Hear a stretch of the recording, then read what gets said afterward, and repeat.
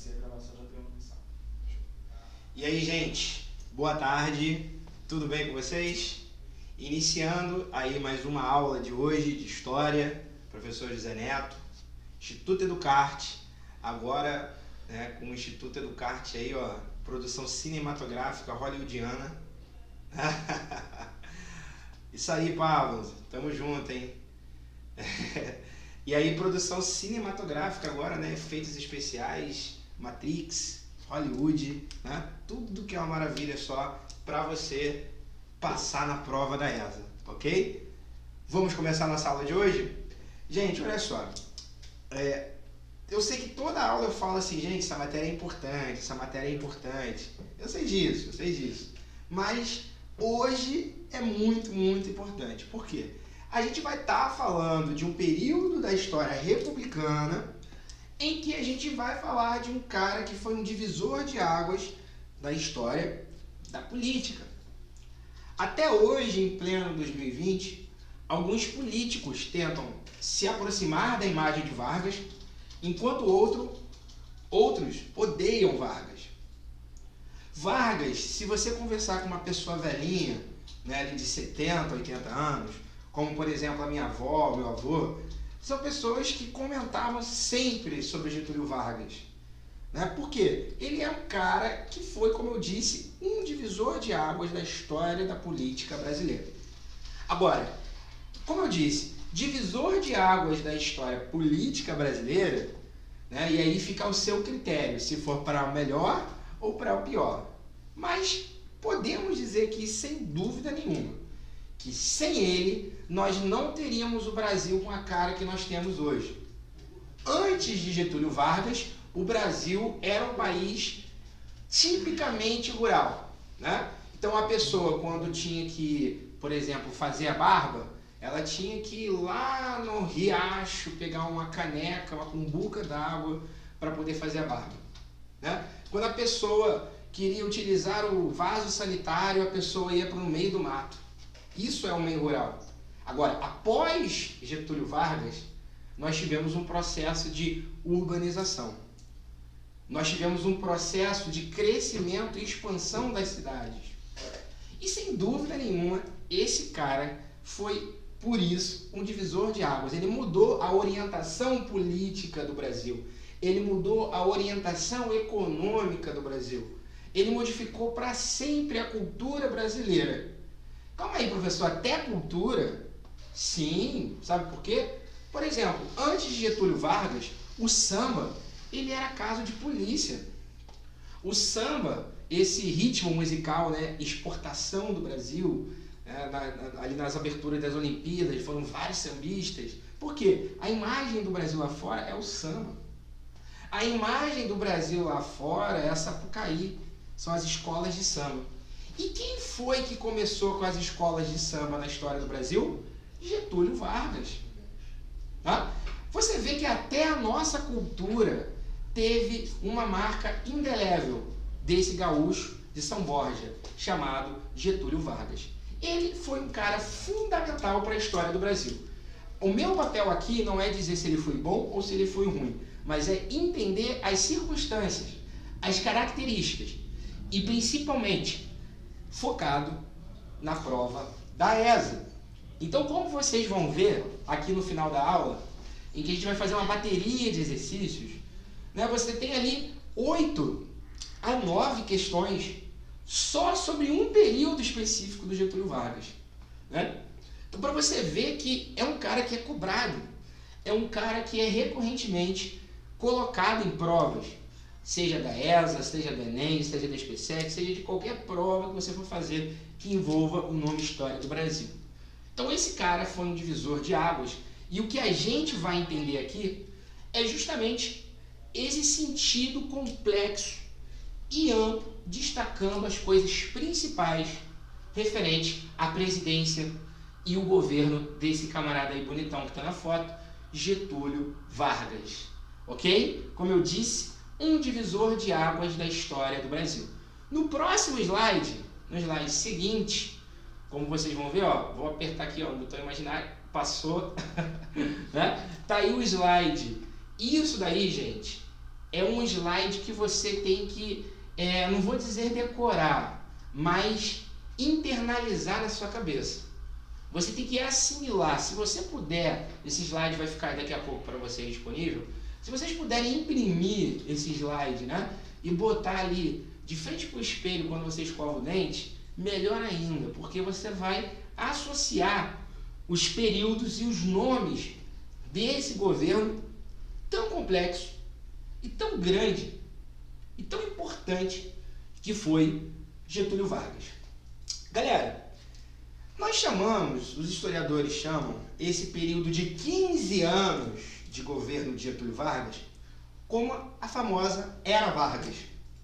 Foi nessa Era Vargas em que aconteceu as primeiras leis trabalhistas, foi nessa Era Vargas em que o Brasil participou da Segunda Guerra Mundial, foi nessa Era Vargas que o Brasil transformou-se, né, começou a ser uma potência emergente industrial, foi nessa época que o Brasil se tornou urbano, enfim, foi nessa época que foi criadas as principais faculdades do Brasil.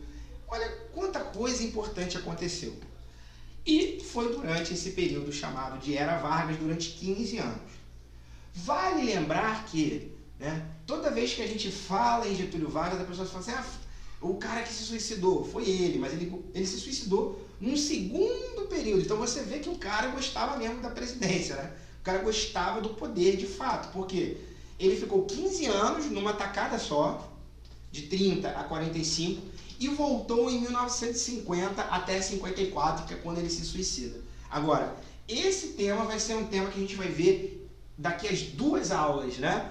Por quê? A nossa aula de hoje, a gente vai falar de uma das principais partes, mas acreditem, apesar de ter tanta coisa e apesar de ser cobrado muita coisa na prova da ESA, ainda assim não é a principal. A principal vai ser a aula que vem, onde a gente vai falar do Estado Novo. A nossa aula de hoje a gente vai falar sobre o governo provisório, que foi de 1930 a 34, e vamos falar do governo constitucional, que foi de 1934 até 1937, quando inicia-se uma ditadura aberta, escancarada, mostrada a todos, né? Autodeclarada ditadura, que foi o chamado Estado Novo, ok? Mas isso a gente vai ver na próxima aula, por quê? O Estado Novo, de 37 a 45, é o período em que o Brasil entra na Segunda Guerra Mundial.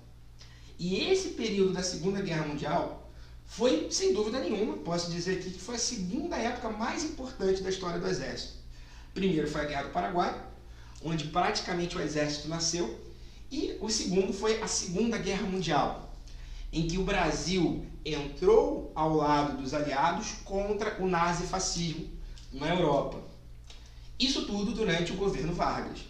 Então você vê que isso, por ser um tema militar, caro ao Exército brasileiro, é um tema que é muito cobrado na prova da ESA.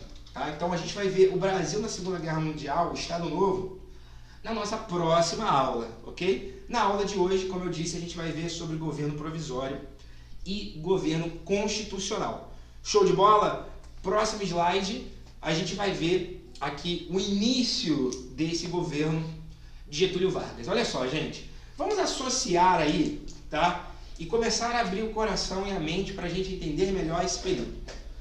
Lembra para vocês que eu falei com vocês da época do período da República Velha, o grande acordo, né, chamado de política dos governadores, garantia a alternância de poder entre 4 anos um mineiro, 4 anos um paulista. 4 anos um mineiro, 4 anos um paulista. Né? Então, a gente viu que tudo isso estava muito bem encaixadinho, bonitinho, essa alternância de poder entre esses dois estados, mas era tudo bonitinho, certinho, porque havia uma grande farsa, havia uma grande falcatrua, chamada eleição. A eleição, até quem morreu votava, né? A eleição era voto aberto, em que o coronel ficava ali com seus capangas do lado, vendo quem ia votar. A eleição, ainda assim, se um cara conseguisse burlar isso tudo e se eleger como oposição, ao status quo, ao establishment, né, à situação, o que havia era uma comissão nacional verificadora, em que, se os deputados achassem que o fulaninho de tal não pudesse se eleger, ele não se elegia. Ele não entrava para o parlamento, porque eles não diplomavam esse cara. Então, ou seja, era uma coisa muito confusa, muito absurda. Só que, em 1930, esse acordo vai de mal a pior.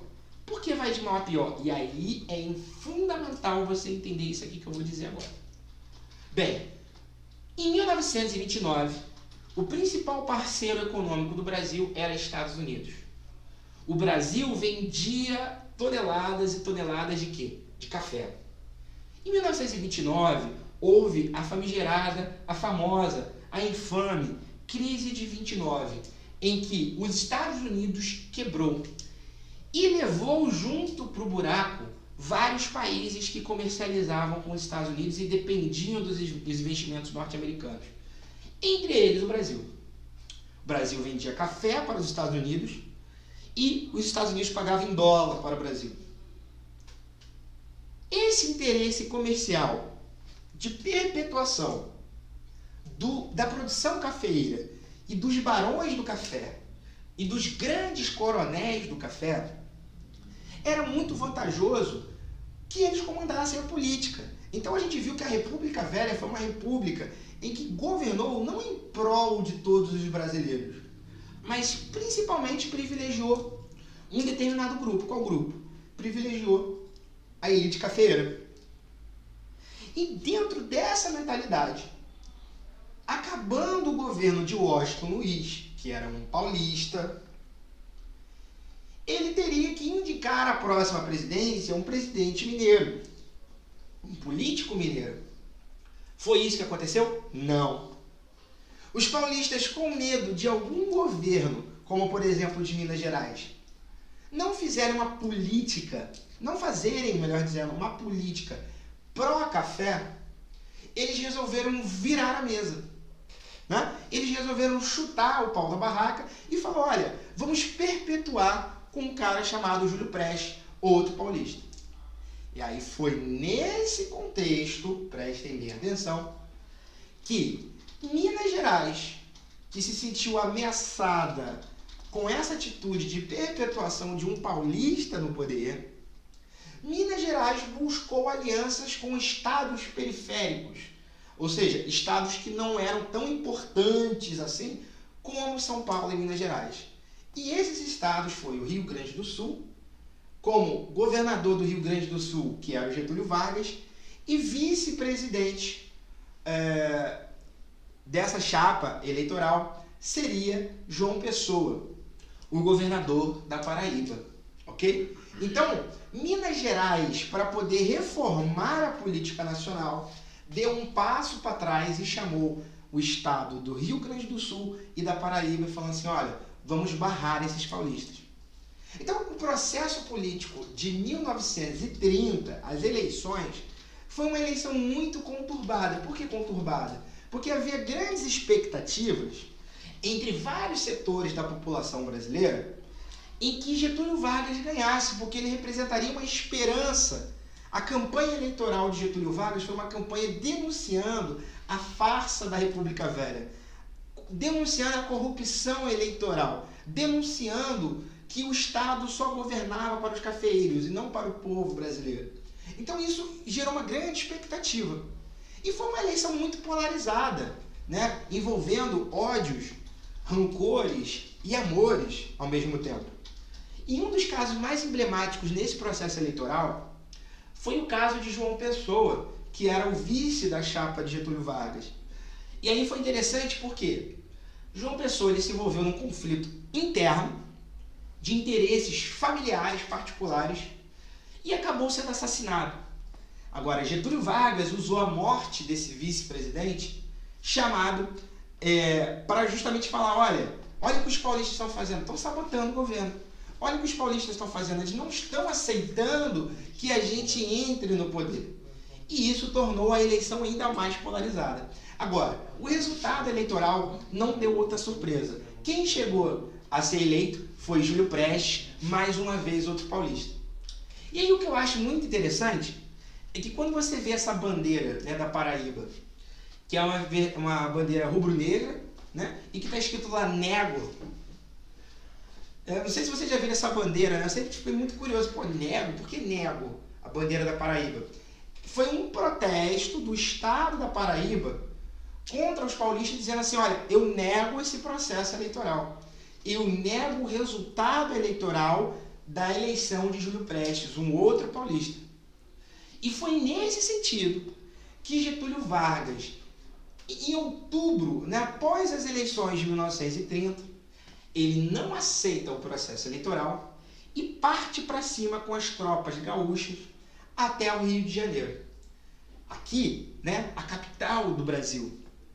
E chegando no Rio de Janeiro, o objetivo dele era o quê? Tomar um cafezinho com Washington Luiz? Né? O objetivo dele era qual? Negociar a saída? Não, ele veio com os militares, e aí lembrem-se disso, né? Ele veio com o exército brasileiro, ou seja, novamente a importância do exército como ator político do Brasil, participando da política do Brasil, e eles fizeram a chamada Revolução de 30. Então, o que foi a Revolução de 30? Foi a tomada de poder, a força de Getúlio Vargas com o apoio de quem? Do exército brasileiro.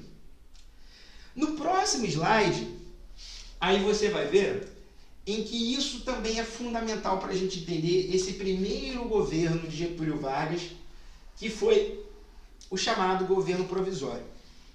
Bem, o governo de Vargas, quando ele toma o poder à força, com o apoio do exército brasileiro em 1930, ele tinha que se sustentar em dois grupos do Brasil, dois grupos políticos que o Brasil estava desgostoso, que essas pessoas estavam indignadas com a República Velha.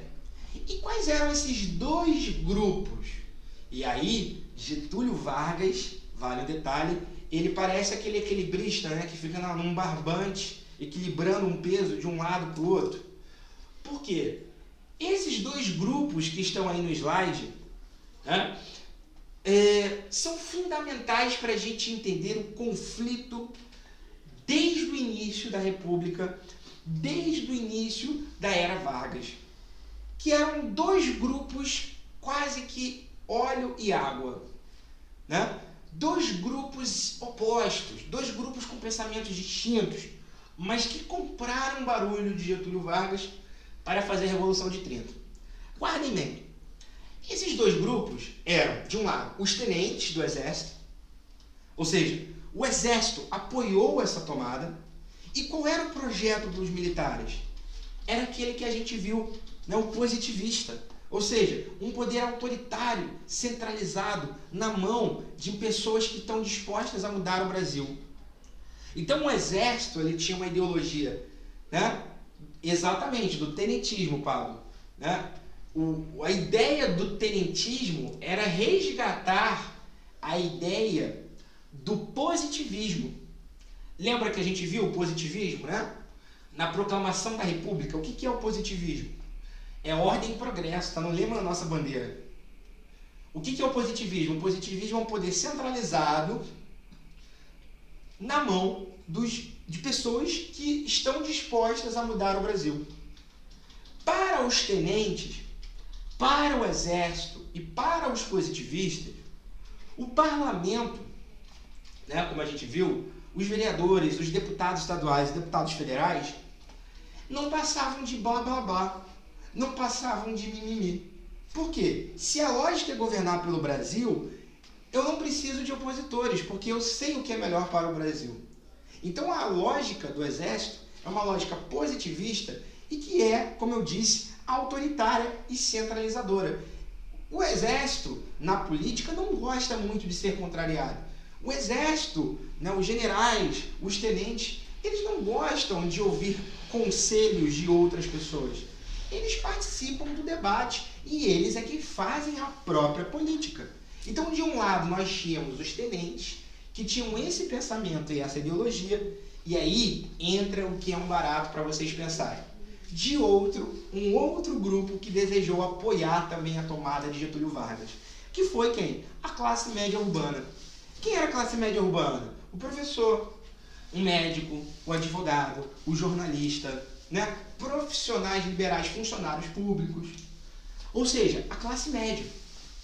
Por que a classe média apoiou o governo de Vargas? Porque eles enxergavam no governo de Vargas uma possibilidade de abertura política, que não aquela mesma política tocada na República Velha, né? De só pensar em café, café, café. Não. Eles também pensavam em indústrias. Eles também pensavam em participar da política. Eles também tinham um projeto de país. Então a Revolução de 30 foi uma revolução em que se juntou dois grupos, duas classes sociais que pensam de maneira distinta. De um lado o exército e de outro a classe média. Ok? Então o governo de Vargas, como a gente vai ver, é uma disputa entre uma visão autoritária, mais ligada ao exército, com forte apoio dos militares, e de outra uma visão mais liberal, mais suave, né, com um projeto democrático de participação eleitoral. O exército era contra a eleição e a classe média era a favor da eleição. O exército achava a democracia um mimimi, enquanto que a classe média adorava a ideia da democracia, deles participarem da política. Então Getúlio Vargas estava ali no meio, contendo a briga dos dois lados. O governo dele foi um governo muito conturbado, muito embora ele tenha conseguido permanecer durante 15 anos.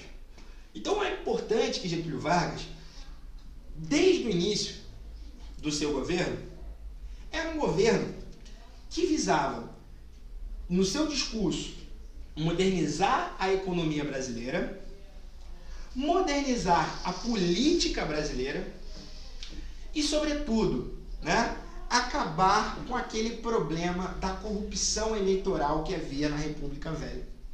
Então foi nesse sentido que Getúlio Vargas ele adotou uma série de medidas visando justamente se aproximar do povo. E aqui entra uma coisa fundamental de Getúlio Vargas, que é o quê? A aproximação de Getúlio Vargas com a classe das pessoas mais pobres do Brasil. E como que Getúlio Vargas ele se aproxima da classe mais pobre do Brasil? Getúlio Vargas, querendo ou não, para o bem ou para o mal, né, como eu disse lá no início, ele é o primeiro governo em que faz medidas de combate à miséria. É o primeiro governo que busca fazer um governo em prol das pessoas mais pobres. Então, o Getúlio Vargas, o que ele faz nos primeiros anos de poder? Logo em 1930, ele estabelece, né, o direito à sindicalização das pessoas. Ele cria o direito do salário mínimo. Ele cria, né, o direito das pessoas tirarem férias. Ele reduz a jornada de todos os trabalhadores do Brasil. Ao invés de trabalhar 15, 16 horas por dia, trabalha 8 horas por dia. Então Getúlio Vargas, ele tem esse lado em que ele se aproxima muito das pessoas pobres. Ele se aproxima das pessoas pobres garantindo direitos para elas. E é claro, né, como a gente vai ver lá na frente, Getúlio Vargas ele não apenas demonstra que apoia o povo, mas ele diz assim, olha povo, sou eu que estou dando para vocês esse direito. Eu sou muito bonzinho. Então é por isso que uma das alcunhas, né, um dos apelidos de Getúlio Vargas é, entre aspas, o pai dos pobres. Por quê? Ele visa criar medidas de aproximação, garantindo direito para a população. Ok? Então Getúlio Vargas, ele era um morde-a-sopra. Ele era um gênio da política que batia e assoprava. Né? Era um cara que batia e fazia carinho ao mesmo tempo. Por quê? Ele tinha que domar dois grupos, o exército autoritário e a classe média democrática. Agora, no início desse governo, Getúlio Vargas, e vamos dizer até ao longo do governo, ele não esconde a sua afinidade com o exército. Ele não esconde a sua visão autoritária de governo em achar que a democracia, o processo eleitoral é um mimimi. Então, por exemplo, A primeira medida de Getúlio Vargas, quando ele faz a tomada do poder, é acabar com o sistema de vereadores, acabar com o Congresso, rasgar a Constituição de 1891 e principalmente falar assim, ó, o governador de São Paulo é o fulaninho de tal, cai fora, mete o pé porque eu vou nomear um tenente para governar São Paulo. A Bahia, mesma coisa, cai fora que eu vou nomear um governador, um interventor para a Bahia. Então isso é fundamental da gente entender. No próximo slide, você vai ver justamente que essa tendência de Getúlio Vargas, né, de permanecer no poder independente da democracia, acaba gerando uma série de transtornos e conflitos com grupos da classe média. Por quê? A classe média esperava que Getúlio Vargas, quando chegasse ao poder, ele ia moralizar a política. Ele ia acabar com o voto aberto, ele ia acabar com o poder dos jagunços, dos coronéis, ele ia dar um trato na política brasileira que estava mal. Mas não foi muito isso que ele fez. O que ele fez? Ele busca ter uma visão mais autoritária de governo, nomeando interventores. Então, por exemplo, São Paulo é um estado que tem muito orgulho nativista, né, vamos dizer assim, os paulistas têm uma memória e uma noção de que eles são muito importantes para o Brasil. Getúlio Vargas nomeou interventores de Pernambuco, da Bahia, para governar São Paulo. Não era isso que a classe média queria. Não era isso que a classe média desejava para um projeto político. E aí, para a surpresa de todos, surge a famosa Revolução Constitucionalista de São Paulo, de 1932. Então, dia 9 de julho é feriado até hoje em São Paulo, que é o feriado da Revolução Constitucionalista. O que foi a Revolução Constitucionalista? Foi uma tentativa dos paulistas de barrarem o avanço autoritário de Getúlio Vargas. Cris. Ou seja, era uma medida, justamente uma medida de barrar o avanço autoritário do governo, né, de governar sem Constituição, governar sem lei, governar sem nada. E os paulistas pegaram em armas para justamente derrubar Getúlio Vargas e instituir uma Constituição nova para o Brasil, para que o Brasil não se tornasse autoritário. Só que, né, parecia meio óbvio, né? Um grupo apenas do Brasil, os paulistas, versus o Brasil inteiro. Getúlio Vargas derrota facilmente, em poucos meses, a Revolução Constitucionalista. Mas como vocês vão ver no próximo slide, Getúlio Vargas, como eu disse, ele era um cara diferenciado e talvez seja por isso que ele permaneceu tanto tempo. Getúlio Vargas, ao invés de nutrir o ódio contra os paulistas que pegarem armas contra ele, Getúlio Vargas, ele faz um processo conciliatório da política. Então, Getúlio Vargas ele é o primeiro político da história do Brasil, e que tem inúmeros e vários presidentes da história do Brasil, que buscam um discurso conciliador. Ou seja, você um dia me criticou, você um dia falou mal de mim. Qual é a postura que um político, né, colérico tem? Não quero mais papo, não quero negociar com vocês para mim são uns lixos. Essa é uma tendência natural. Mas Getúlio Vargas, ele é aquele cara que, derrotamos os paulistas, mas calma aí, né? Vamos conversar. Calma aí, vocês pegarem arma, fiquem tranquilos, vocês não vão ser presos, não. Vão dar uma anistia para vocês. Olha, vocês queriam a Constituição? Meus filhos, não precisavam pegar em arma. Tá aqui, eu vou fazer agora. E aí, em 1933, Getúlio Vargas abre um processo eleitoral para a escolha da Constituição brasileira. Então, você observa que ele é um cara talentoso, né? Ele ora era autoritário, ora ele era pacífico. Ora ele tinha uma cara mais de ditador, ora ele tinha a cara de um democrata. E talvez, como eu disse, seja por isso que ele permaneceu tanto tempo no poder. Porque ele jogava com dois lados de uma forma muito sábia e muito inteligente. Então, o Getúlio Vargas, ele chancelou e aprovou a Constituição justamente brasileira de 1934. E aí, prestem bem atenção, porque essa Constituição é uma Constituição super importante na história do Brasil. É uma Constituição que é cobrada na prova da ESA, é cobrada na SPSEX, é cobrada no Enem, em qualquer prova. Por quê? A Constituição de 34, ela é considerada como uma das principais constituições modernas da história do Brasil. Por quê? Prestem atenção, diferente da lógica da República Velha, diferente da lógica, arcaica da República Velha, o voto passa a ser secreto na Constituição de 34.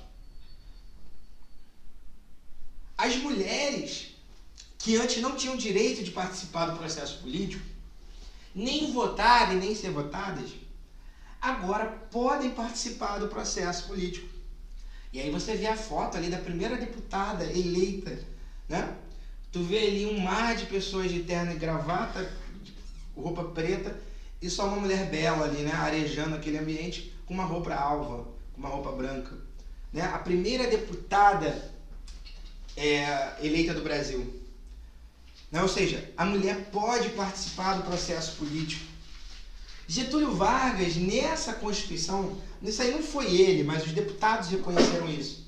Nessa Constituição de 34, houve a primeira tentativa de sistematizar as leis trabalhistas. Quais leis? Direito às férias, direito à jornada de 8 horas, igualdade salarial entre negros e brancos. Então, ou seja, nenhum negro pode ganhar menos do que um branco, porque é branco. Não. Porque ele é negro vai ganhar menos. Não. É igualdade. Então você vê que é uma Constituição considerada por muitos historiadores como sendo um início de um Brasil moderno, um início de um Brasil diferente. Liberdade de expressão, liberdade religiosa, liberdade política. Então o Brasil, em 1934, aspirou um oxigênio democrático, uma ideia de liberdade. Então, ou seja, Getúlio Vargas aí estava mostrando o seu lado democrático, né? O seu lado boa praça, o seu lado que a classe média gosta, esse lado justamente de um cara que quer fazer a coisa certa para o Brasil. Né? Só que com um detalhe, Getúlio Vargas, ao invés de abrir um processo político para a escolha do presidente, ele diz assim para o plenário, né? Ele diz, olha gente, vamos votar a primeira eleição para presidente de maneira indireta. Ou seja, o medo dele era perder voto dos paulistas, que há 2 anos atrás ele tinha surrado em São Paulo. Então o que ele fez? Ele combina com os deputados, dizendo assim, gente, calma aí, vamos abrir o processo político após o primeiro mandato. E o primeiro mandato vai ser de quem? Vai ser meu, que já estou no poder. Então, no mínimo, mais 4 anos, Getúlio Vargas já estava garantido no poder. Né? Então você vê a estratégia, esse cara, que ao mesmo tempo é um avanço, é um cara meio limitado. Ao mesmo tempo que ele é autoritário, ele é democrático. Né? Então a gente vê toda a contradição do Brasil na pessoa de Getúlio Vargas. Ao mesmo tempo em que ele dá direitos trabalhistas para os pobres, ele tira o direito político dos pobres. Ou enfim, é uma característica, um fenômeno da era Vargas. E isso é importantíssimo para a gente entender o Brasil até hoje, por vários ciclos de políticos. Ok? Então a Constituição de 34 é uma Constituição moderna. E é preciso que você entenda e assimile esses pontos que estão nesse slide e o que eu disse aqui para vocês, ok? No próximo slide, a gente vai ver que nesse período, e aí é por isso que esse período da era Vargas é chamado de governo constitucional, o Brasil aspirava, né? Como eu disse aqui para vocês, houve democracia, liberdade de imprensa, liberdade de opinião, liberdade política, liberdade religiosa. Olha que maravilha, uma bela democracia. Só que, nessa democracia de 34, o Brasil, ele acaba refletindo o debate político mundial. E a década de 30, gente, é dominada por dois personagens a nível mundial. A década de 30, no mundo inteiro, é polarizado entre duas ideologias. Qual? 1933 foi a vitória de Hitler do nazismo na Alemanha. Em 1934, Getúlio Vargas estava lá expandindo, ou melhor, Stalin estava expandindo a União Soviética. Então o clima da época, não só no Brasil, mas como na Europa, como nos Estados Unidos, qualquer parte do mundo não estava fora dessa polarização, era uma polarização entre a extrema-direita, de um caráter muito mais fascista, e a extrema-esquerda, de um caráter comunista. A extrema-direita no Brasil, ela é chamada de integralismo. Né? E aí tem um desenho ali, que tem um símbolo, se não me engano, é da letra delta, né? Eu esqueci qual é o nome dessa letra em grego. Né? Que é esse símbolo de um ezinho invertido. É o símbolo do grupo integralista. Então, o que é o grupo integralista? O grupo integralista é aquele grupo que justamente defende o ideal fascista. Qual é o ideal fascista? É contrário à democracia, é contrário ao comunismo. Né? O grupo integralista lança um famoso lema na história do Brasil, em que fica até hoje por vários grupos, que é chamado, né, Deus, Pátria e Família. São a trindade da política dos integralistas. É o governo de Deus, da pátria, do país e da família. Né? Então o movimento integralista, ele representava uma ideia europeia, né, inspirada no fascismo italiano, do nazismo alemão. Então, esses caras chamados de integralistas, eles iam para a rua, todos eles vestidos igual, de verde oliva, né, fazendo marchas militares, mas eles sendo civis. Eles, se encontrassem alguém comunista na rua, eles desciam um cacete naquela pessoa. Né? Então, é uma típica mentalidade fascista que entra no Brasil a partir do Partido Integralista Brasileiro. Então você olha ali, tem o Getúlio Vargas lá em cima no poder, mas à direita dele tem um partido fascista, que quer o poder através da liderança de Plínio Salgado, e a extrema esquerda era a chamada Aliança Nacional Libertadora, que era muito ligada à União Soviética de Stalin. E o líder dessa Aliança Nacional Libertadora, a ANL, era o lendário tenente, né? O tenente que não apoiou o governo Vargas. Era o tenente de extrema esquerda, o tenente comunista, Luiz Carlos Prestes, também chamado pelo povo brasileiro como Cavaleiro da Esperança. Por que Cavaleiro da Esperança? Porque ele andava pelo interior do Brasil, lembra da coluna Prestes, do tenentismo? Ele andou pelo interior do Brasil dando tiro em coronel, brigando com a polícia, né? Caindo porrada com o juiz, indo pelo interior fazendo justiça, de acordo com seus próprios termos. Então, Luiz Carlos Prestes, ele era um cara que era conhecido, famoso pelos brasileiros.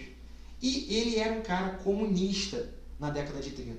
E ele passa a liderar a Aliança Nacional Libertadora. Então, você vê, olha que clima de louco, né? De um lado você tinha o Getúlio Vargas no poder, à direita dele você tinha um integralismo querendo poder, e a extrema esquerda do lado do Luiz Carlos Prestes também querendo poder, uma revolução comunista. Então você vê que era um balaio de doido, né? Era um cara no poder, uma extrema direita fascista querendo tomar o poder e uma extrema esquerda também comunista querendo tomar o poder. Então, gera o quê? A polarização e a instabilidade política. No próximo slide, vocês vão ver que foi nesse governo constitucional que ocorre em 1935 uma coisa assim que, de fato, pareceu ser muito consternadora, mas favoreceu ao Getúlio Vargas. Que foi o quê?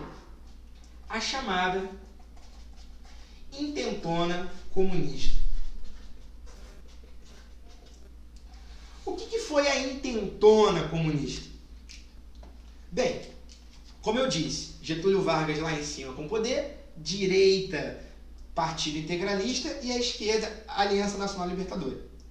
Getúlio Vargas, pessoalmente, ele acreditava no seguinte, olha, existe eu no poder e existem dois outros grupos disputando, os fascistas e os comunistas. Quem ele sai apoiando no início? Os integralistas. Por quê? Getúlio Vargas, ele no fundo, ele era fã do Mussolini. Getúlio Vargas, né, ele admirava a ideia, por exemplo, de um Hitler tomar o poder e ter um poder ditatorial e comandar, né, o ressurgimento da Alemanha como uma potência mundial. E Getúlio Vargas, ele se inspirava um pouco nessa ideia. Agora, quem ele odiava eram os comunistas. Por quê? Os comunistas querem o fim da propriedade privada, os comunistas, eles querem a tomada do poder pelo povo, e Getúlio Vargas, não, tá bom eu aqui no poder, né? Enfim, a visão inicialmente do governo era de que o fascismo era o menor mal, enquanto que os comunistas não, aqueles ali tem que bater neles. E foi isso que aconteceu em julho de 1935. Em julho, Getúlio Vargas mandou fechar a ANL. Luiz Carlos Prestes ficou indignado, mas como ele gozava de um respeito entre os militares, entre o exército brasileiro, ele conseguiu costurar uma aliança entre alguns quartéis. Então, quais quartéis? Ele conseguiu, né, contatos de tenentes comunistas em Natal, no Rio Grande do Norte. Ele conseguiu contato de tenentes comunistas do exército em Recife e conseguiu contatos de tenentes comunistas em Realengo, aqui no Rio de Janeiro. Então, qual era a ideia dele? Bem, vamos tomar o poder na quartelada. Como? Se tem um tenente liderando 200 soldados, no dia tal, vamos sair à rua e tomar o poder e acabar com esse governo de Vargas. O plano deu tudo errado. O plano foi por água abaixo. Luiz Carlos Prestes foi preso. E principalmente quando ele foi preso, foi achado um monte de documentos, de papéis, em que comprovava que a União Soviética estava apoiando essa aventura de Luiz Carlos Prestes. Então, ou seja, virou um pavor nacional. E aí, entre aspas, acontece o que a gente chama de ameaça comunista. Ou seja, o terror de transformar o Brasil num país comunista está logo ali. Olha, a União Soviética está financiando militares do exército brasileiro para tomar o poder. Stalin, lá de Moscou, onde neva, ele influencia na política carioca, onde faz calor. Não? Ou seja, há um conflito. E Getúlio Vargas, e aí novamente, né, ele tem uma genialidade, ele consegue perceber que isso pode ser uma coisa boa para ele. Boa para ele em que sentido? Em que ele joga na rádio, ele joga nos jornais, ele dá entrevista, faz discurso dizendo assim, olha, eu consegui dar paulada neles. Será que um outro presidente consegue? Só eu, gaúcho, cabra macho, pulso firme, lá de São Borja, no Rio Grande do Sul, eu consigo botar os comunistas para correr. Vocês querem um processo político para escolher um presidente que seja pulso fraco e que dê o poder de bandeja para os comunistas? Então Getúlio Vargas, ele consegue jogar com o medo da classe média, com o medo dos ricos, com o medo dos cafeicultores, com o medo da elite econômica, de que o Brasil se transformasse comunista. E aí ele ganha ponto com isso. Então, em 1935, houve a intentona comunista, que foi a tentativa de militares comunistas interligados com Luiz Carlos Prestes, que era um tenente do exército, que saiu do exército para poder militar pelo Partido Comunista Brasileiro. E ele, justamente Getúlio Vargas, consegue manipular a opinião pública. Ele consegue falar assim, olha, né? Eu dou surra nos comunistas, mas será que vocês vão conseguir quando abrir um processo político? Então paira no ar, no meio desse processo democrático, ou seja, se ele começou a governar democraticamente em 34, no ano seguinte, em 35, ele já jogava isso na cara do povo. Tipo assim, ó, deixa comigo que eu sei resolver. Né? Então Getúlio Vargas, ele de alguma maneira, ele passava a governar de uma maneira mais autoritária e com um certo respaldo, porque afinal de contas, ou é o Vargas, ou é o comunista invadindo a minha casa e roubando minha geladeira. Na cabeça das pessoas assustadas. E quanto mais medo essas pessoas tinham, mais medo Vargas botava. Né? Porque é um bicho papão. Então surgem várias lendas, né? Que nesse período os comunistas eles comem criancinhas de rituais satânicos, que o comunista ele é uma pessoa que quer socializar tudo, socializar sua casa, socializar seu carro, socializar, né, a sua esposa, o seu esposo. Né? Então a propaganda era suja, a propaganda era pesada do governo, né? Era assim, olha, o comunismo fazendo isso tudo de mal, ou eu governando assim, mas pelo menos garantindo a sua vida, a sua propriedade e o seu casamento. Né? Então é isso o que justamente faz Getúlio Vargas e ele começa a aspirar a extensão, prolongamento do poder. Então olha quanta coisa aconteceu desde 1930, né, até 35, quanta coisa a gente já falou. Né? Mas ele ainda assim permanece e permanece no poder. No próximo slide,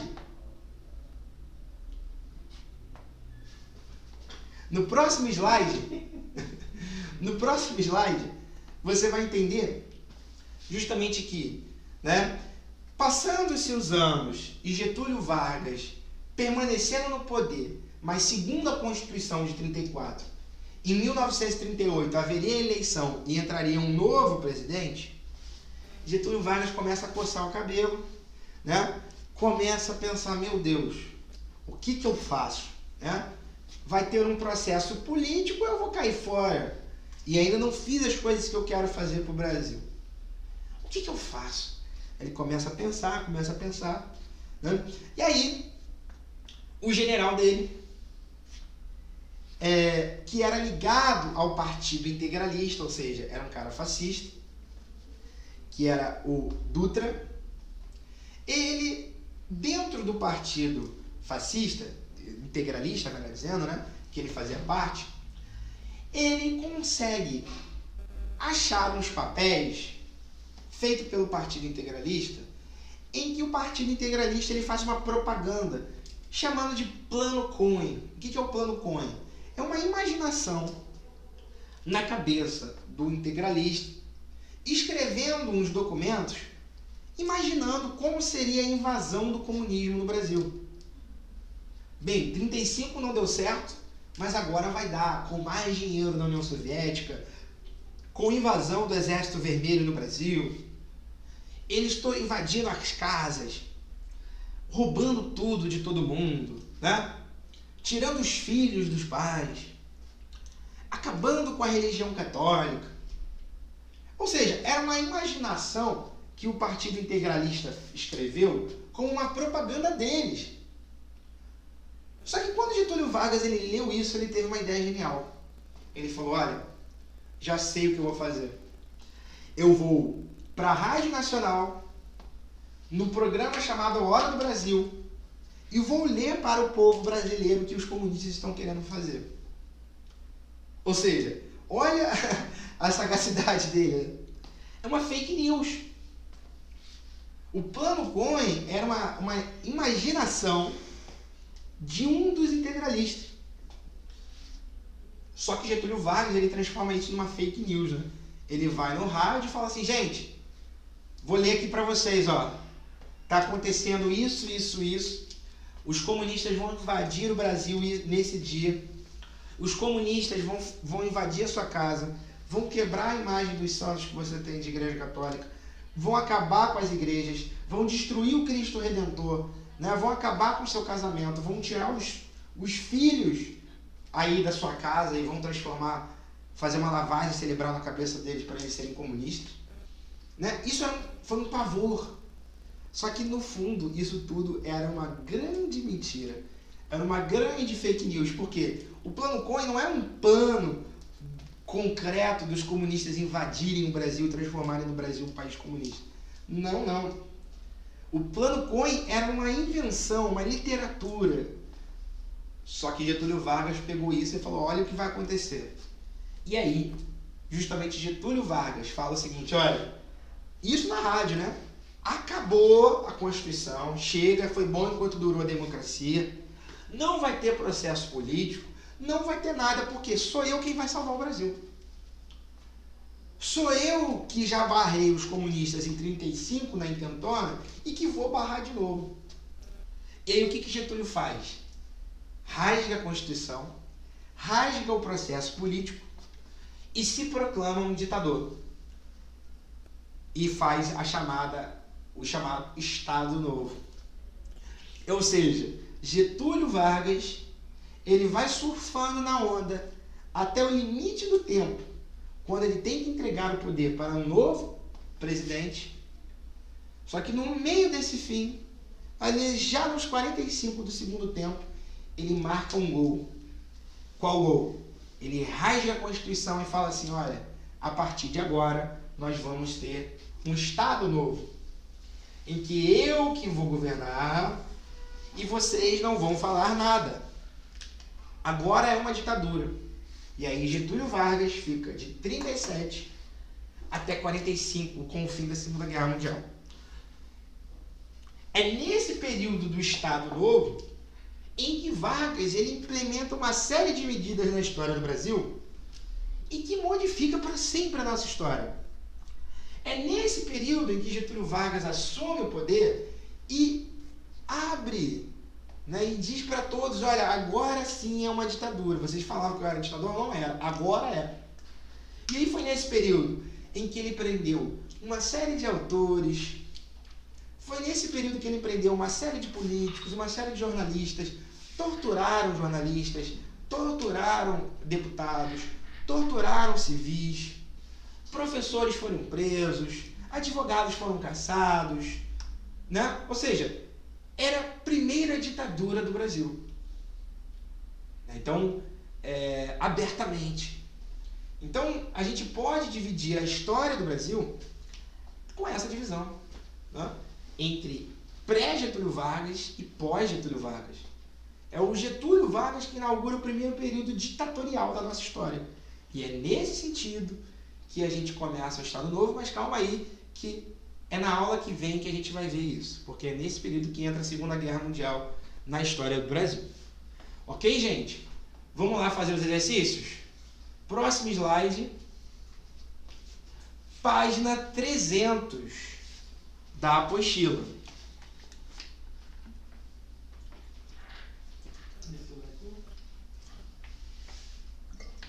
Página 300 da apostila. Gente, olha só, quem está aí, está com alguma dúvida, quer fazer um comentário, fazer uma pergunta, pode fazer, gente. Ou seja, a gente viu na nossa aula de hoje a Era Vargas, um período de 15 anos, em que a gente viu de 1930 até 37. 30, o governo provisório, marcado pela Revolução de 30 e também pela Revolução Constitucionalista. Ok?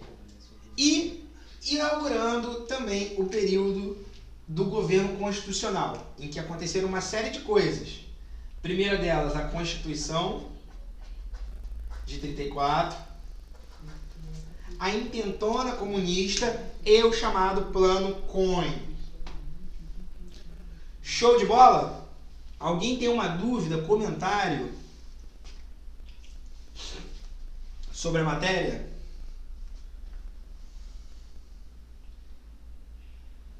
Tudo ok? Ou tá com dúvida?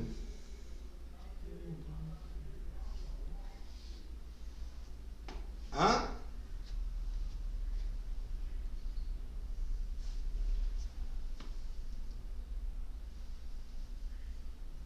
Ok? Então vamos lá, hein?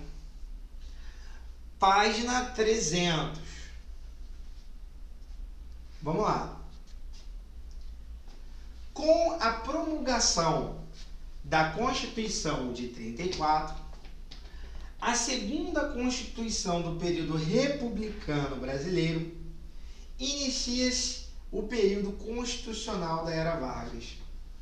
Ou seja, novamente, a Constituição de 34, considerada por muitos a primeira Constituição moderna da história do Brasil, blá, blá, blá, blá, blá, blá, né?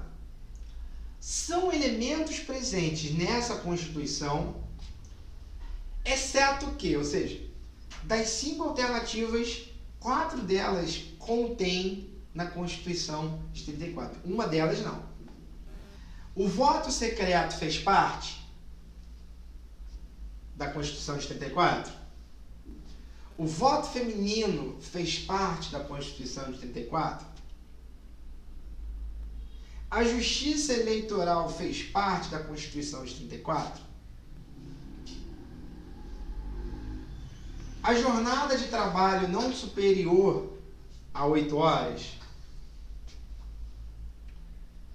É a eleição direta para a escolha do próximo presidente da República. Qual delas não está contida na Constituição de 34? Qual delas não está contida? Pablo, Bianca responderam. Quem mais?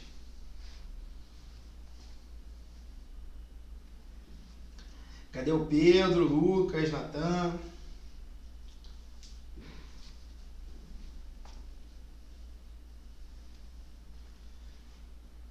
Quem vai mandar essa?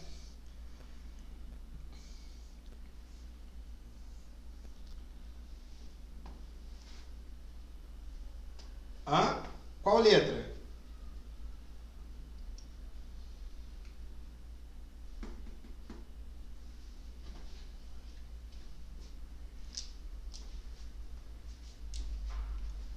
Letra E de escola. Né? Por que a letra E? Eleição direta para a escolha do próximo presidente. Não. A primeira eleição após a Constituição foi indireta, foi entre os deputados. Ok? Beleza? Só teria, melhor dizendo, eleição em 38, quando terminaria o primeiro mandato dele. Show de bola! Tranquilo? Eu acho interessante essa questão quando a gente fala do voto feminino, né? Porque assim, o voto feminino ele foi autorizado na Constituição de 34, só que não era um voto em que as pessoas votavam no sentido assim, qualquer mulher. Não. Né? E aí tinha uma condicionante que era, a mulher só poderia votar se o marido dela votasse. Porque uma das grandes preocupações do voto feminino da época era haver divórcio. Então, por exemplo, você tem um marido que vota em um candidato e a esposa que vota em outro. Né? Então, a preocupação dos deputados era falar assim, olha, se a mulher votar, ela vai querer brigar com o marido, vai querer chutar o marido. Né? Então, o que eles justificavam? Não, vamos acabar com isso. Né? Vamos acabar de que maneira? Proibindo a mulher de votar, né? Para não ter divórcio. Para não brigar, para não se desfazer uma família, então a mulher não vota. Então a lógica era essa. Então a Constituição de 34 era uma Constituição em que teve esse avanço do direito das mulheres. E aí foi nessa época, e aí ele foi muito cultuado pelas mulheres, várias cantoras da era do rádio, Elisete Cardoso, Dolores Duran, né? Grandes cantoras da época que gostavam muito de Getúlio, porque Getúlio era esse cara para frente, né? Avante na cabeça. Então era interessante nesse sentido. Próximo slide, vamos lá. Ainda assim na página 300, hein? Vamos lá. A eleição indireta de Getúlio Vargas para a presidência nacional, na qual foi eleito para um mandato de 4 anos, ocorreu no ano de... Olha como cai, né? pergunta da ESA? Você tem que saber a data. Né? Mas quando você sabe que essa primeira eleição indireta de Getúlio Vargas aconteceu no ano da Constituição, aí você vai associar. Ou seja, a eleição de Vargas de maneira indireta ocorreu em qual ano? 30, 34, 37, 46 ou 50? Quem comenta essa daí?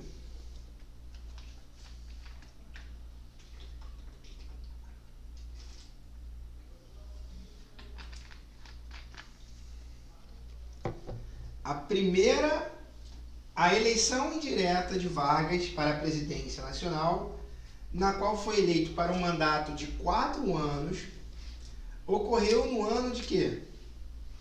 30, 34, 37, 46 ou 50? A, B, C, D ou E? Letra B de bola, exatamente, né? Ou seja, foi na Constituição de 34, onde ele falou assim, gente, vamos botar a mulher para votar, todo mundo vai participar, os pobres vão ter direito a ganhar o seu salário mínimo, a ter férias, né? Vão folgar uma vez por semana, mas calma aí. Eu serei o presidente. Não se esqueça disso. Então ele faz esse acordo político para permanecer no poder de maneira indireta. Próxima questão.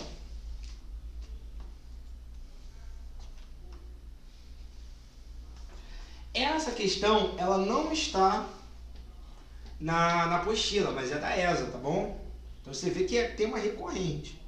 Aí você não fala assim, nossa, quantas questões de Getúlio Vargas? É porque vocês não viram ainda do Estado Novo. Do Estado Novo são muitas questões. Então a gente vai ver isso na próxima aula. Mas por hora a gente vai ver isso aqui. Vamos lá. Ocorreu um movimento armado liderado por Luiz Carlos Prestes, o Cavaleiro da Esperança, com o intuito de implantar no país uma ditadura do proletariado, ou seja, o comunismo, durante a Era Vargas.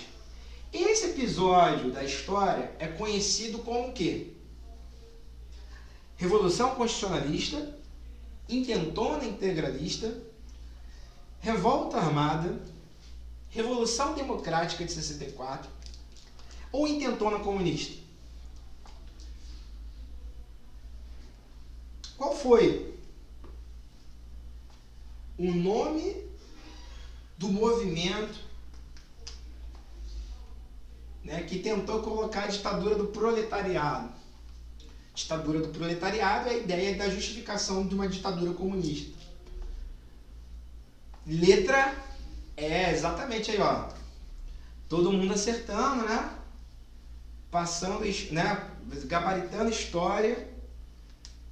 Importantíssimo você saber esse período, porque é cobrado, como vocês podem ver. Ok? Então, foi a chamada Intentona Comunista. Intentona porque foi uma intenção, né? Ou seja, eles não conseguiram. E foi tudo atrapalhado. Foi tudo errado. Deu tudo errado para o Luiz Carlos Prestes. O pessoal de Natal saiu antes. Mas foi engraçado que em Natal eles conseguiram instituir um governo provisório comunista. Em Natal. Recife eles tentaram, não conseguiram. E aqui no Rio de Janeiro, em Realengo, eles também tentaram, mas não conseguiram. E ainda por cima, Luiz Carlos Prestes foi o homem mais procurado do Brasil naquela semana e conseguiram achar ele numa casa na Vila Militar, né? Ou seja, o cara estava pertinho ali dos soldados e ele estava sendo mais procurado do Brasil inteiro. E ele ficou preso e tal. E a grande importância de você perceber a intentona comunista foi que foi a intenção dele fazer uma ditadura comunista, só que acabou saindo o tiro pela culatra. Por quê? Isso acabou fortalecendo Getúlio Vargas. Porque Getúlio Vargas ele ficou com a fama de caçador de comunista. O cara que consegue debandar uma tentativa de um golpe pelos comunistas. E ele soube, como eu disse, jogar muito bem com isso, né? Fazendo propaganda e dizendo o seguinte, olha gente, se eu sair do poder, quem vai entrar são os comunistas, o que eles vão fazer contigo? Vão invadir tua casa, roubar tua geladeira, roubar tua TV, raspar o cabelo do teu filho, acabar com o teu casamento, acabar com a religião, acabar com a tua igreja, né? Então a propaganda do Getúlio Vargas era essa. Então o povo, de certa maneira, ficou assim, opa, então melhor o Getúlio Vargas do que qualquer outra coisa. Ok?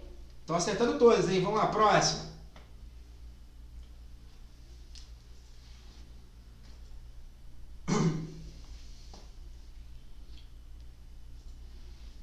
Vamos lá.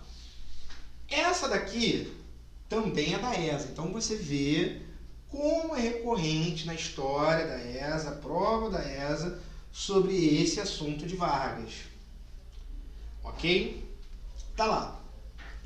O fato é que de obra de ficção o documento foi transformado em realidade.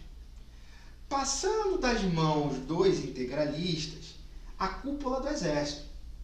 A 30 de setembro era transmitido pela Hora do Brasil e publicado em parte dos jornais.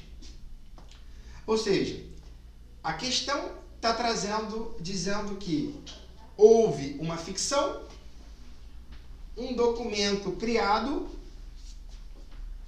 e que o presidente foi no Jornal Nacional da época, é o programa Hora do Brasil, que permanece até hoje no rádio, para quem ouve rádio ainda, né?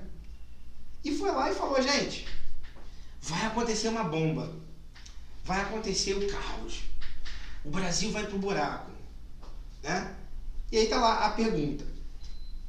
O documento a que o texto se refere ajudou Getúlio Vargas a dar o golpe que criou o Estado Novo, ou seja, o final do governo constitucional e o início do Estado Novo. Qual o nome desse documento? Plano Bresser, Plano Quinquenal, Plano de Metas, Plano Nacional de Desenvolvimento ou Plano Cohen? O que vocês colocaram aí? Letra E, vocês colocaram? Exatamente, gente, acertaram, né? O Plano Cohen foi a primeira fake news da história do Brasil, que deu certo, né? O que foi essa fake news, como eu disse para vocês? Foi uma literatura, uma invenção, uma fantasia criada pelo Partido Integralista para fazer propaganda, para imaginar como seria um país comunista comandado pela União Soviética na América Latina. Então eles escreveram dizendo assim, qual seria o primeiro mandato de Stalin no Brasil? Acabar com a família brasileira. Qual seria o segundo mandato? Fechar todas as igrejas católicas. Né? Terceiro, né? Vamos acabar com o teu casamento, porque até tua esposa e seu marido serão de todo mundo, será da galera. Né? Quarto, vamos tomar o seu carro, sua TV, sua geladeira. E aí o pessoal, né? O pessoal viajando, né? na maionese. E quando o Getúlio Vargas ele pegou esse documento, ele enxergou ali uma oportunidade. Falou assim, opa, é agora que eu permaneço no poder. O que eu vou fazer? Eu vou chegar no Jornal Nacional da época e vou falar, olha o que eles estão planejando. Mas na verdade era uma fake news. Por quê? Por que era uma fake news? Porque esse documento é uma literatura, uma invenção da cabeça do Partido Integralista e que foi surpresa para todo mundo. Ninguém estava com medo desse plano. A elite do Exército sabia que aquilo ali era uma ficção. Mas Getúlio Vargas jogou um medo para a população, dizendo, se não for eu que já bati nos comunistas, prendi Luiz Carlos Prestes, o que vai acontecer daqui para frente? Esse plano vai se tornar verdade. Então, em nome da proteção da propriedade, em nome da proteção da família, em nome da proteção da ameaça comunista, o que a gente faz? Fecha o Congresso, rasga a Constituição, bota tanque na rua e quem não gostar de mim vai para porrada, vai para cadeia, né? Então, Graciliano Ramos, um grande escritor do Brasil, escreveu Vidas Secas, né? Ele foi preso, e aí ele produziu um grande livro, né? Chamado Memórias do Cárcere. Foi preso nessa época. Vários jornalistas, professores foram presos nessa época, né? Então, foi um período ditatorial abertamente. Então, quando a gente vê a ditadura brasileira em 64, eles se inspiraram nesse movimento de 37, que foi o Estado Novo. Seguinte. Estamos finalizando.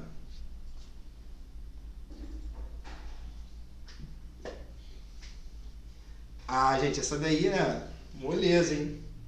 Questão da ESA. Hein? Com a Revolução de 30, assumiu o poder no Brasil quem?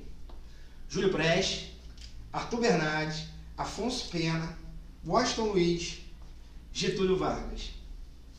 Quem? Molezinha, hein, gente? Qual é a resposta? Letra o quê? Quem assumiu o poder com a Revolução de 30?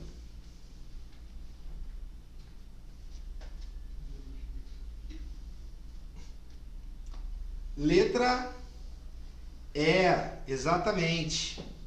Moleza, né? Getúlio Vargas, pô. Molezinha. Então, Revolução de 30 foi a revolução que colocou Getúlio Vargas no poder. Por que houve a Revolução de 30?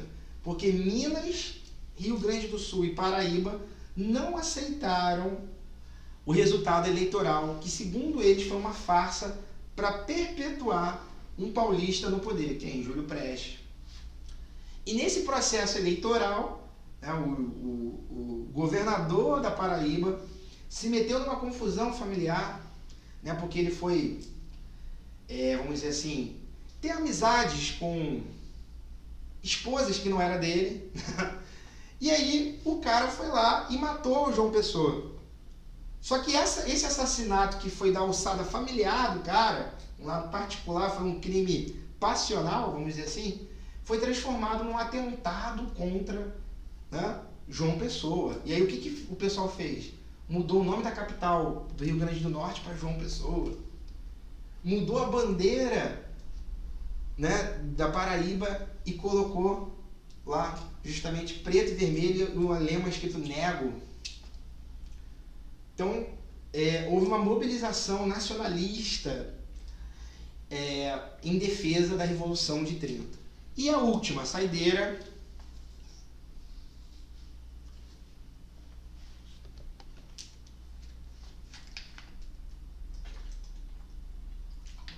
essa é difícil, hein? Prova da ESA. Ao primeiro governo de Vargas, ou seja, a Era Vargas, pode ser atribuída uma importante conquista social. Qual foi a grande conquista social durante a Era Vargas, segundo as alternativas? Letra A construção da CSN. B. A criação da Companhia do Vale do Rio Doce. C. A entrada do Brasil na Segunda Guerra Mundial. D. A criação das leis trabalhistas com jornada de 8 horas, férias remuneradas, indenização por dispensa. Outorga da Constituição de 37 com características fascistas, a chamada polaca. Qual dessas alternativas a gente pode atribuir como uma importante conquista social?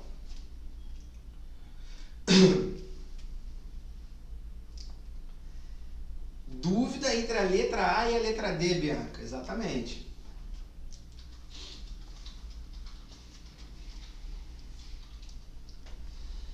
Vamos lá. Lucas colocou ali.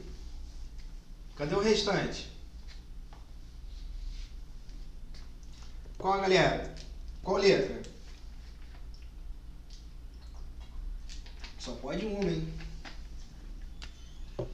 Letra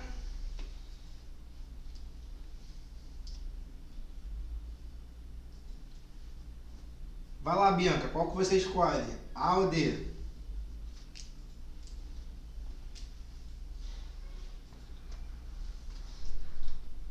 Exatamente, Bianca. Bianca e Lucas.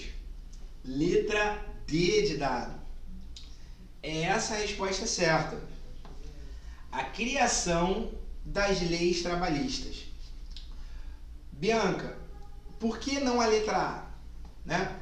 A letra A está dizendo a construção da CSN, Companhia Siderúrgica Nacional, em 41. Está correto? Está. Só que qual é a pergunta? O primeiro governo Vargas pode ser atribuído uma importante conquista social. A construção da CSN é uma conquista, vamos dizer assim, para alguns grupos de pessoas. Né? Não faz diferença para você ter a CSN ou não, de uma maneira direta. Faz diferença para você trabalhar num lugar onde você tem carteira assinada, onde você ganha referente a 8 horas por dia. Se você passar de 8 horas, você ganha hora extra. Você tem direito às férias. Você tem direito à indenização por dispensa. Ok? Então, assim, a criação da CSN está certa. Só que não é uma conquista social. Conquista social é lei trabalhista. 13º, 8 horas de trabalho. Você vê que é uma coisa muito mais massificada do que simplesmente uma indústria em Volta Redonda. Ok? Né? Agora, o que eu acho interessante para a gente poder finalizar aqui, que o tempo já vai esgotar, é justamente a gente pensar essa criação das leis trabalhistas. Né? Então, a carteira de trabalho foi criada por Vargas, a lei de 8 horas foi criada por Vargas, houve a criação, e isso é uma coisa que talvez não entre na cabeça do brasileiro de 2020, porque infelizmente metade dos trabalhadores brasileiros trabalham sem carteira assinada. O que significa trabalhar sem carteira assinada? Se você for andar na rua e for atropelado, já era. Né? Se você começar a tossir, ficar doente e não poder trabalhar, você não recebe. Né? Se você tiver um piripaque, você não recebe nada. Porque você deixa de trabalhar. Você está fora da proteção de uma lei. E o que eu acho que não entra na cabeça do brasileiro de hoje é que nessa época de Getúlio Vargas foi criada a Justiça do Trabalho. E a Justiça do Trabalho, gente, ela funcionava. Não era como hoje, que você, segundo a reforma do Michel Temer, em 2016, se você processar o seu empregador e você perder a causa, você paga o honorário do advogado do seu patrão. Então, olha que justiça, né? Se você perder uma causa judicial contra o seu patrão, você paga o advogado do seu patrão. Você paga o honorário dele. Então, olha que justiça de trabalho. Mas nessa época, a justiça de trabalho era fenomenal. Por quê? Não podia haver demissão de qualquer empregado. Só poderia ser demitido o empregado se fosse na Justiça do Trabalho. Então, olha que proteção e garantia de vida que era para um popular brasileiro, para um trabalhador urbano do Brasil. Ele saberia que se ele entrasse numa empresa, ele só sairia de lá morto, se ele quisesse. Então, é uma justiça que tinha um lado. Qual lado? O lado do trabalhador. Né? Então, isso é fenomenal da gente entender porque essa lei trabalhista e a Justiça do Trabalho, ela previa que qualquer trabalhador ele teria estabilidade empregatícia. Ou seja, ele não poderia ser demitido. Quando que foi isso que mudou, professor? Mudou no ano de 1965, quando Castelo Branco criou o FGTS. O que é o FGTS? É o teu patrão pagar o teu salário e pagar um depósito que ele faz por mês do FGTS. E o que é o FGTS? É um caixa para te proteger enquanto você for demitido. Então, até 65 não havia demissão porque a lei não permitia que você chegasse com o seu funcionário e cair fora daqui. Não, se você tem carteira assinada, por que você vai demitir ele? Não, porque ele é um vagabundo. Aí o cara fala, não sou vagabundo não, vamos resolver na justiça. Então, ou seja, você vê como era diferente, né? A relação trabalhista criada à época de Vargas. Então, o que as pessoas achavam de Vargas? Que ele era um deus. O que as pessoas achavam de Vargas? Que ele era um cara que, foi ele o único que fez por nós. Né? E várias camadas da população brasileira abraçaram Getúlio Vargas. Os artistas, né? Que foram incentivados pelo cinema nacional, criado por Getúlio Vargas. Como eu disse aqui para vocês, isso aqui vai ser o tema da nossa próxima aula. Os sambistas. O que era o Carnaval do Rio de Janeiro? O Carnaval do Rio de Janeiro era uma festa que deixou de ser feita desde o ano de 1910. Por quê? Todo ano era conflito, confusão, gente cachaceira brigando na rua. E a polícia descia a porrada em todo o carnavalesco. Em todo mundo.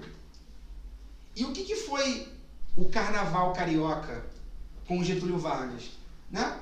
Getúlio Vargas chamou para o seu governo um maestro chamado Heitor Villa-Lobos, né?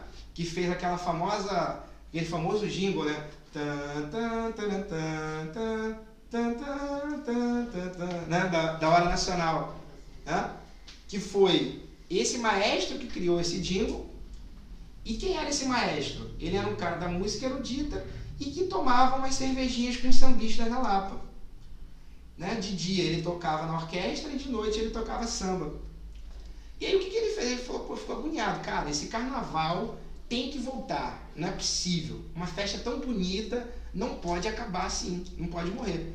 Aí o que ele combinou com o Getúlio Vargas? Ó, vamos organizar esse carnaval e ao invés de ser um mando de bêbado brigando na rua, vamos botar eles fantasiados e desfilando, quase como uma marcha cívica, para você ficar assistindo aí no camarote, Getúlio. Getúlio, boa ideia, vamos lá. E assim surge o carnaval das escolas de samba.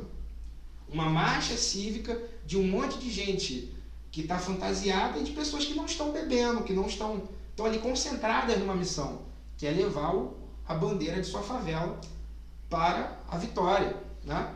Então, como disse a Bianca ali, foi por isso que ele ficou conhecido como o pai dos pobres, exatamente, né? Porque ele foi um cara muito popular. Os meus avós, particularmente, só falam bem dele. Ah, nunca houve mais um político como Getúlio, nunca mais. As pessoas, quando ele se matou em 54, dia 24 de outubro de 1954, ai meu Deus, foi o fim do mundo, todo mundo chorou, comoção nacional. Mas, isso a gente vai ver nas próximas aulas, ok?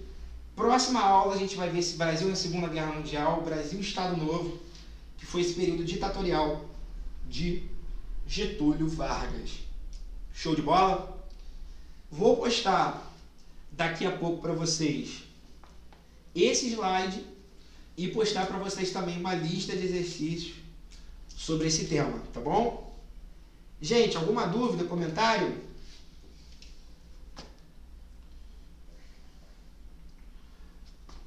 Tudo tranquilo? Foi então, né? Show de bola, gente. Valeu aí. Daqui a pouco já posto para vocês. Valeu? Valeu, gente.